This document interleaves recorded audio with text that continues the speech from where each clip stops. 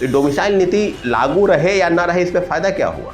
उन लोगों के लिए एक डोमिसाइल नीति के तहत भी आ रहे हैं और आरक्षण के नियम का भी कोई अनुपालन नहीं हो रहा है बिहार के लोगों के। तो TRE-4 में कम से कम डोमिसाइल नीति आप लागू करें या नहीं लागू करेंगे, और हम लोग की लड़ाई लगातार लड़ी जा रही है कि डोमिसाइल नीति लागू हो। नमस्कार, मेरा नाम रोहित है, आप देख रहे हैं लाइव सिटी। आपको बता दें कि देखिए, जो शिक्षक अभ्यर्थी हैं वो लगातार डोमिसाइल नीति लागू करने की मांग करते रहे, और ऐसे में देखिए डोमिसाइल नीति को लागू करने के लिए देखिए जो बिहार के शिक्षक अभ्यर्थी हैं वो देखिए कई दफ़ा आंदोलन भी कर चुके हैं, प्रोटेस्ट भी कर चुके हैं। लेकिन देखिए अब शिक्षक अभ्यर्थियों का साफ साफ कहना है कि डोमिसाइल नीति को लागू करना ही होगा, क्योंकि जो दूसरे राज्य के लोग हैं वो बिहार में नौकरी कर रहे हैं और जो बिहारी हैं वो भटक रहे हैं। देखिए छात्र नेता सौरभ है, साफ साफ कह दिया कि TRE-4 में सरकार को डोमिसाइल नीति लागू करना ही होगा। क्या कुछ कह रहे हैं छात्र नेता सौरभ? सबसे पहले आप उनका पूरा बयान सुनिए। नमस्कार साथियों, जय हिंद। अभी बात होगी एक पत्र की। बिहार सरकार के जो अधिकारी हैं, सचिव स्तर के अधिकारी हैं, सामान्य प्रशासन विभाग की तरफ से और कई चीज़ें, उस पर एक पत्र जारी हुआ है और उस पत्र को लेकर जो बातें की जा रही है, कई चीज़ें मीडिया के संदर्भ में या कई यूट्यूब चैनलों के माध्यम से जो लोग हैं वो उसको प्रचारित कर रहे हैं।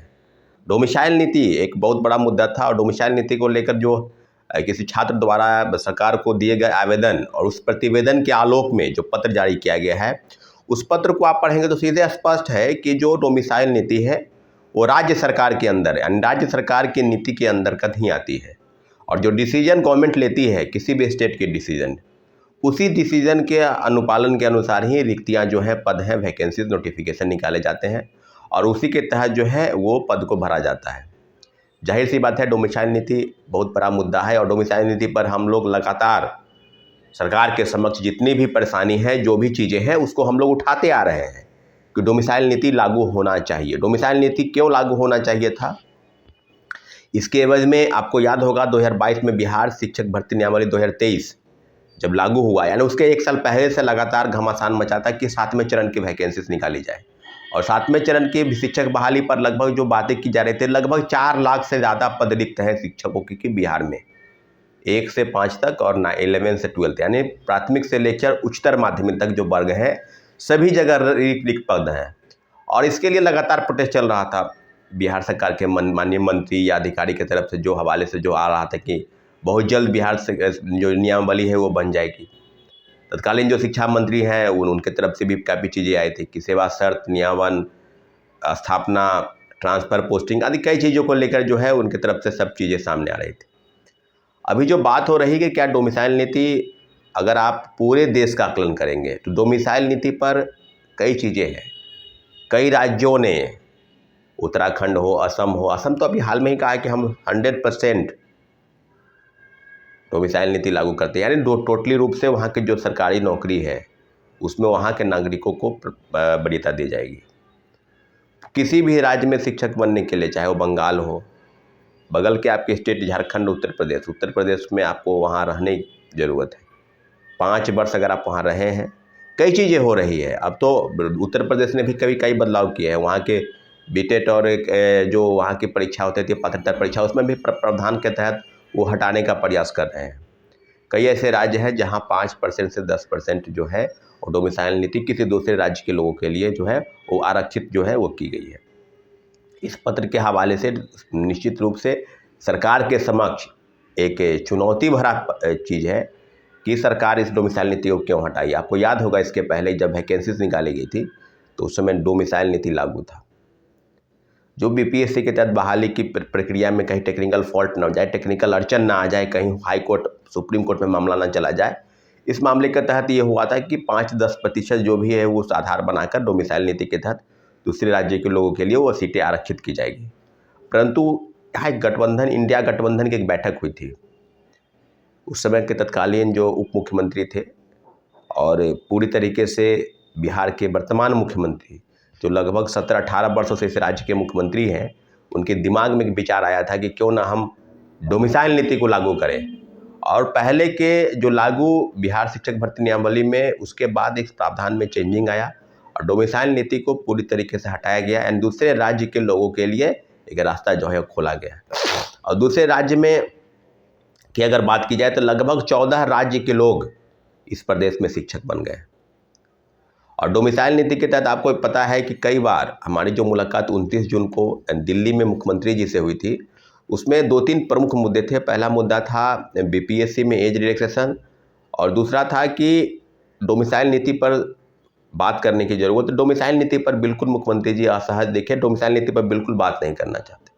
और डोमिसाइल नीति पर पार्टी के किसी भी प्रवक्ता, नेता, अधिकारी डोमिसाइल नीति पर आपको बात नहीं करना चाहेगा। उनका एक ही मंतव्य है, कहना है कि बिहार के लोग भी तो दूसरे राज्य में नौकरी करने जाते हैं, तो बिहार के लोग दूसरे राज्य में बिल्कुल नौकरी करने जाते हैं, तो बिहार के लोगों के लिए ये कोई क्षेत्रवाद और राज्य स्तरीय कोई लड़ाई झगड़ा तो नहीं है। डोमिसाइल नीति वहाँ भी लागू है, बिहार में भी आप लागू कर दीजिए।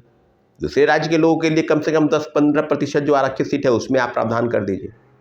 परंतु इतना बड़ा दिल कैसे हो गया कि दूसरे राज्य के लोग जो है यहाँ नौकरी करने आ रहे हैं और नौकरी कर रहे हैं। आपको TRE-1 के हवाले से अगर बात की जाए तो 17,000 महिलाओं को नौकरी मिला, इसमें 10,000 से ज़्यादा दूसरे राज्य की महिला है। आरक्षण का सीमा 57% ही नहीं, वो 71% को पार कर जाता है। इस मामले पर सरकार का जो पत्र है वो तो जारी होना चाहिए। क्या 35% की महिलाओं के आरक्षण को क्या आपने पालन किया? दूसरे तरीके से अगर कहा जाए तो दिव्यांग प्रमाण पत्र के आधार पर 4% बिहार के मूल कोटि के निवासियों को मिलना चाहिए, उसका लाभ उसको नहीं मिला। तो डोमिसाइल नीति लागू रहे या ना रहे, इसमें फ़ायदा क्या हुआ? डोमिसाइल नीति तो ऐसा नहीं है। डोमिसाइल नीति तो बिल्कुल उन लोगों के लिए एक डोमिसाइल नीति के तहत भी आ रहे हैं और आरक्षण के नियम का भी कोई अनुपालन नहीं हो रहा है बिहार के लोगों के लिए। इसके पहले एक और पत्र जारी हुआ था कि आरक्षण जो है वो महिलाओं को नहीं मिल रहा है 35%। TRE-3 में वो 35% आरक्षण का मूल को सीटों को देख कर बढ़ा जाए, इस बारे में भी कई पत्र जारी हुए हैं। इसलिए डोमिसाइल नीति पर बिल्कुल स्पष्ट जितने भी अभ्यर्थी हैं, शिक्षक अभ्यर्थी हैं, जिनके मन में होगा कि डोमिसाइल नीति TRE-4 में लागू हो जाएगा, TRE-4 में लागू अगर होना है, अगर करवाना है तो हमेशा इस लड़ाई को जारी रखना होगा।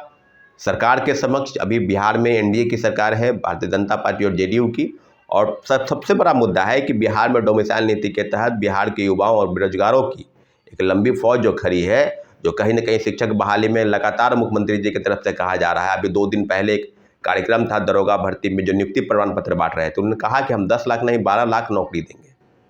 और शिक्षकों की अभी वैकेंसी लगभग 2 लाख से ज़्यादा पद रिक्त है। तो TRE-4 में कम से कम डोमिसाइल नीति आप लागू करें या नहीं लागू करेंगे, इस बारे में सरकार की तरफ से एक पत्र जारी होना चाहिए। और हम लोग की लड़ाई लगातार के समक्ष अभी बिहार में NDA की सरकार है, भारतीय जनता पार्टी और JDU की, और सबसे बड़ा मुद्दा है कि बिहार में डोमिसाइल नीति के तहत बिहार के युवाओं और बेरोजगारों की एक लंबी फौज जो खड़ी है, जो कहीं ना कहीं शिक्षक बहाली में लगातार मुख्यमंत्री जी की तरफ से कहा जा रहा है। अभी 2 दिन पहले एक कार्यक्रम था दरोगा भर्ती में, जो नियुक्ति प्रमाण पत्र बांट रहे थे, उन्होंने कहा कि हम 10 लाख नहीं 12 लाख नौकरी देंगे। और शिक्षकों की अभी वैकेंसी लगभग 2 लाख से ज़्यादा पद रिक्त है। तो TRE-4 में कम से कम डोमिसाइल नीति आप लागू करें या नहीं लागू करेंगे, इस बारे में सरकार की तरफ से एक पत्र जारी होना चाहिए। और हम लोग की लड़ाई लगातार लड़ी जा रही है कि डोमिसाइल नीति लागू हो, बिहार के लोगों के, आम आवाम की जो नौकरी है उसको सुरक्षित किया जा सके साथियों।